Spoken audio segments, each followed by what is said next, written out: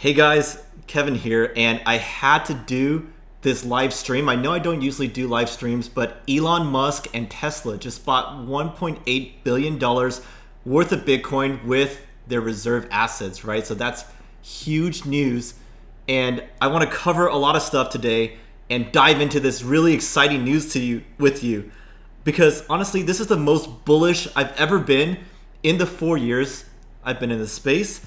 And I gotta say, rest in peace, Bitcoin bears like Peter Schiff, because this is the strongest sign of conviction I've ever seen. And the richest man and one of the biggest companies in the world just bought Bitcoin, and a lot of it at that. On a fun side note, Tesla is also no longer overvalued in my eyes since they have backing by Bitcoin. But today, let's take a look at some of the stuff that happened, take a look at why more corporations are going to get involved. Thank you to Michael Saylor. And also just take a look at what it means if Apple, if Amazon, if Google gets involved, what that means for price. So that's what I'm excited to chat about today. And let me know also down in the comments what you think, what I should take a look at if there's new stuff, because this is an evolving topic, right? So one sec, let me switch on over to screen share. So yes, Bitcoin hits 43K all-time high today. We woke up to a huge spike, like 10-15%, right? And we heard news that Tesla reported, because they have to do so after the fact to be in compliance with regulators and so forth. And they reported investing billion plus, this huge spike, if you see here, to 43K new all-time highs. And they wrote in their statement, a filing with the SEC, that they invested in aggregate 1.5 billion in Bitcoin under this policy and may acquire more in the future.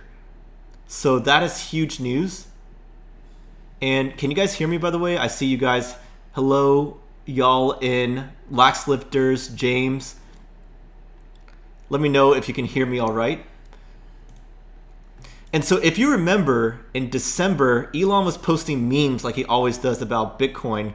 And Michael Saylor said, do your shareholders a favor and convert your Tesla balance to BTC. Other firms in the S&P 500 would follow your lead and would grow to become a $1 trillion favor. And so Elon asked him, are such large transactions possible? And Michael Saylor responds, yes, I've purchased over $1 billion in Bitcoin. Happy to share my playbook with you offline. You know, to be honest, I thought that that was the end of it and that they just had a conversation, perhaps not even, and left it at that. But Elon actually was considering it, talking to him, and ended up executing it. So Michael Saylor, thank you, he is a pioneer. He was the first one to convert MicroStrategy's balance and reserves to Bitcoin. And he's been on a warpath ever since to get other corporations and CEOs to follow suit, because he thinks this is the best idea with USD going nuts, hyperinflation potentially in the future from all this printing, like infinite money, right, from the Fed. So they did it back then in the past few months, very quietly, by the way. And now the report comes out because they disclosed with the SEC. And so the big question is, are other corporations doing the same right now as we speak? Because Michael Saylor had a conference in just a few days ago where he shared his playbook with everyone. And we're going to dive into this later in this live stream as well. Also, after this, I'm going to put some timestamps. So if you're watching this afterwards, you can skip ahead and skip around as you'd like. But let me just see who else. Awesome. Thank you guys for joining me. And one thing I want to touch about is imagine if Apple now, Amazon, Google, Facebook, all these companies put just a tiny portion of their reserves and of their cash assets into Bitcoin, right? Apple famously has almost $200 billion in cash. So if they put just 1%, a tiny amount, remember Tesla put almost 8%, but Apple's just 1% is $2 billion. And all these other ones in the S&P 500, if they just smashed it all in, that is how we could see Bitcoin reaching gold's market cap, multi-trillion dollars, and also Bitcoin on the road to $1 million per Bitcoin. At first, I could not see a scenario where that happens, but if all these institutions start smashing in their balances, that's how we can get a huge wick up to maybe even above what any of us predicted, $1 million per Bitcoin perhaps, sooner rather than later. Because remember, back in the last bull cycle, this is when I came in, by the way, we had risen from like to 2K, and we're like, okay, Bitcoin doubled its previous peak back in 3 cycles ago, right? But after that, we're like, how much further can it go? And it went all the way up to 20K from there. One sec, let me pull up the chart real quick. Okay, let me just pull up CoinMarketCap and take a quick look at what I'm talking about here, about the previous peaks. So let's see. So yeah, right here in the peak, let me just, right here, Bitcoin went to like 2,700 or so, and people honestly thought that was the peak there. They're like, Bitcoin increased a lot, went past its previous all-time high by quite a bit, it's gonna come down. But no, we shot up to 20K or close. So could that happen this time too, right? I mean, we think that 50K is a lot, we think that 100K is a lot, but can it go all the way past our predictions, all the way to 500K, all the way wicking to 1 million before dropping back down, right? Is that a possibility? That's a huge question. And if you guys haven't heard of ARK Invest, you should look at these innovation funds. One of their biggest topics and biggest areas of conviction is Bitcoin. And this is some of their slides I'm just pulling up and sharing in their reports per se. You can go look that up. But they say Bitcoin could play a pivotal role as corporate cash. With Square and MicroStrategy, both publicly traded companies, made balance sheet investments in Bitcoin. They're paving the road for others to follow. So according to their research, if all S&P 500 companies were to allocate just 1% of their cash to Bitcoin, this could increase the price by approximately $40,000. And this was as of December. So let's say like $80,000 per Bitcoin.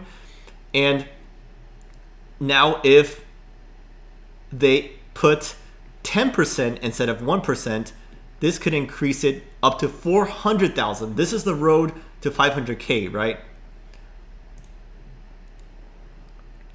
So I'm going to take a look at the chat in a bit, but right now I'm going to go on to this one.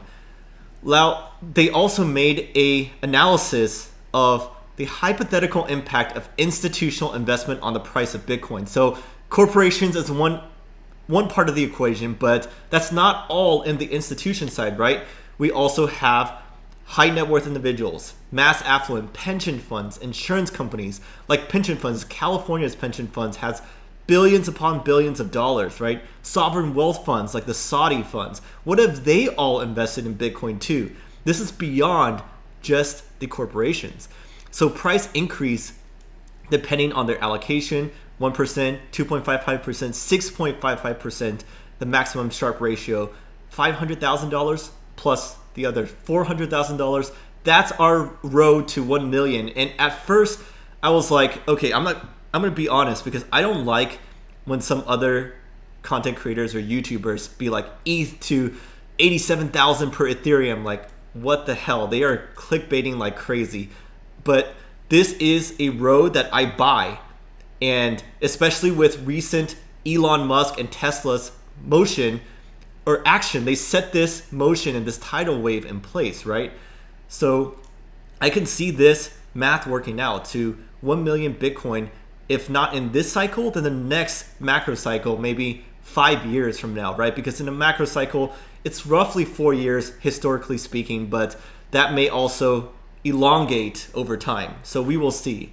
But like I said, if S&P 500 invest in Bitcoin, this is the infinite market cap chart. Gold is at roughly 11 trillion. Then we have Apple, Saudi Aramco, Microsoft, Amazon, silver, Apple, Tencent, Tesla, and now Bitcoin's right here going up 2 places, beating out Zuckbucks, Facebook, and Alibaba. And this is a little bit behind. It's roughly over 800 billion.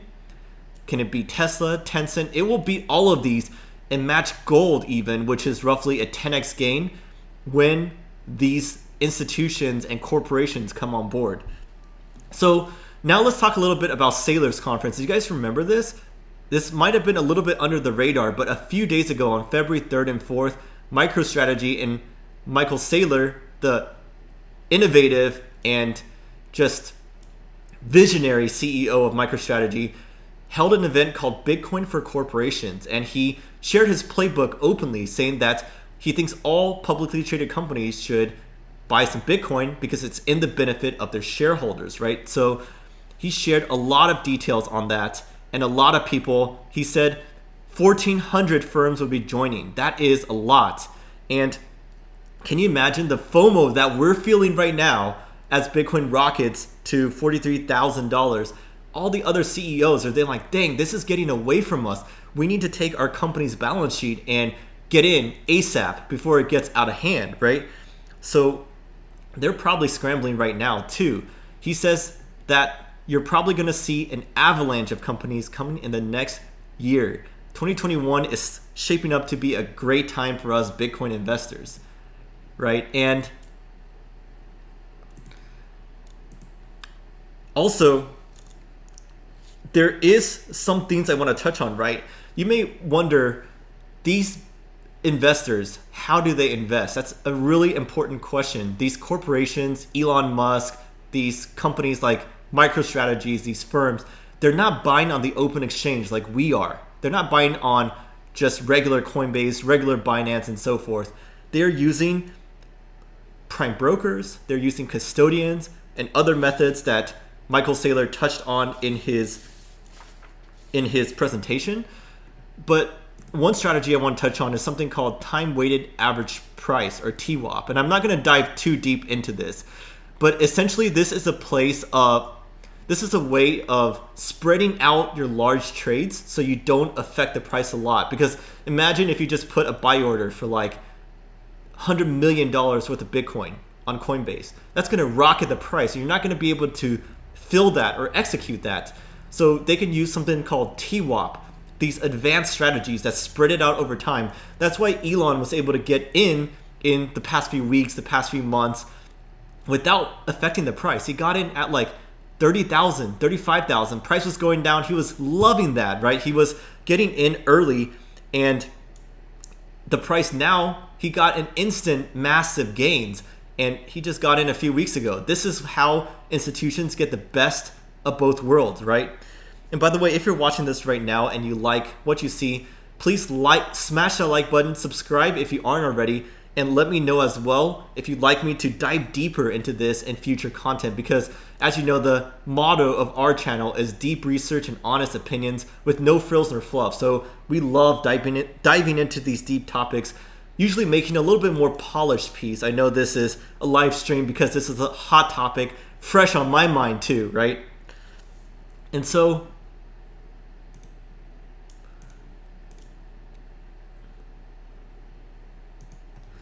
also, I have with me a long 24-page report about summarizing what Michael Saylor talked about. And the people who sent it to me, unfortunately, asked me not to share this openly in terms of like the actual report. But I do want to summarize for you what he talked about, what Michael Saylor shared with the other, let me switch this, shared with the other CEOs, right? He talked about the why, the how, the what, legal considerations, finance considerations, and then he breaks down a lot of different options to invest with, like Binance, Coinbase, Kraken, Fidelity, Genesis, Grayscale, Gemini. There's a lot of choices, right? But he talks about how fiat is inflationary. Obviously, this is a concern not only for corporations,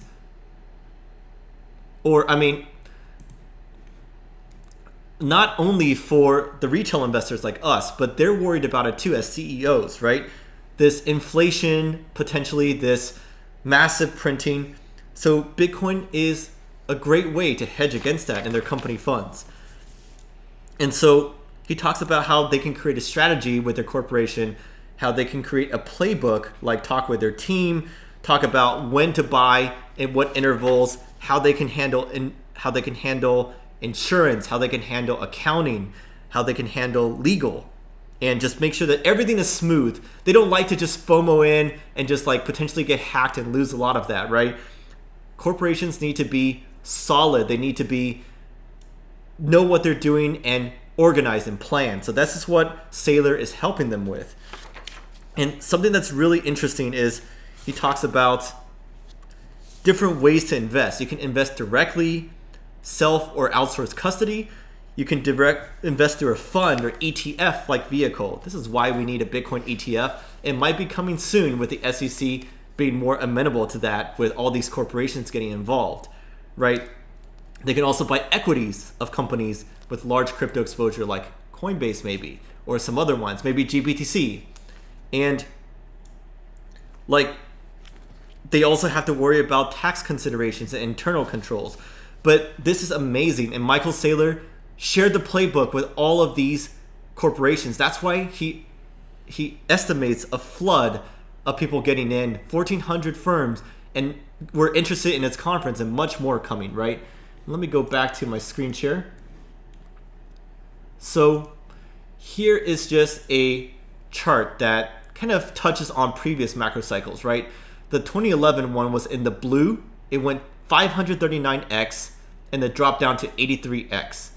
And in the last one for 2015, this was the last one that ended around 2017, 2018. It went 112x, dropped down to 18x from the start to the peak to the end of that cycle.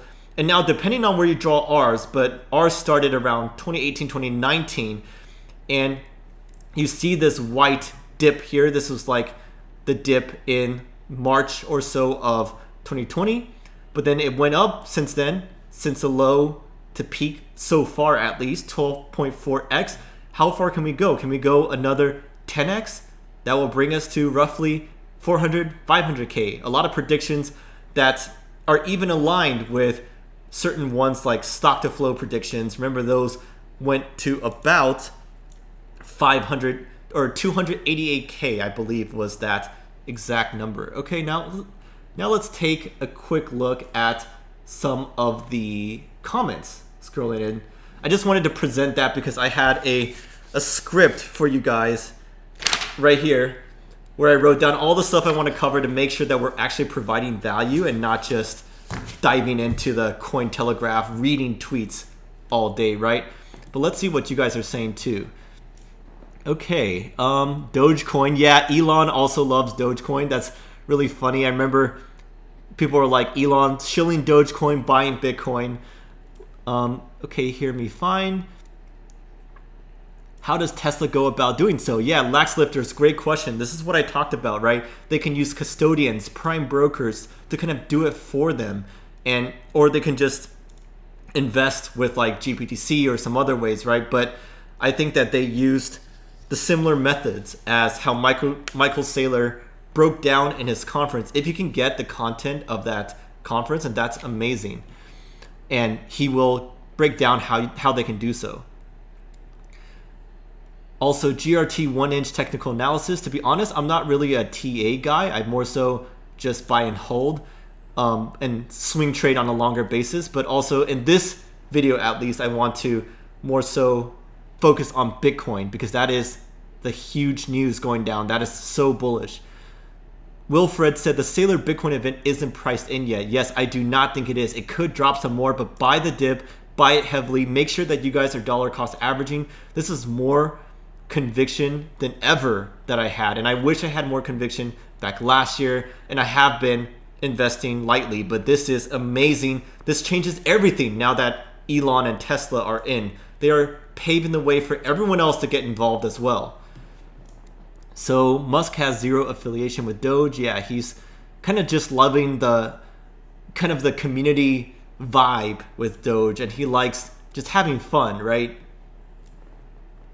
Bitcoin won't dip before under 40K again, given Saylor's conference and Tesla's announcement. I totally agree with that. And even if it does, it will probably get eaten up fast in the open markets. And if it does, don't panic sell no matter what comes your way, because you know the institutional investors, they are loving it.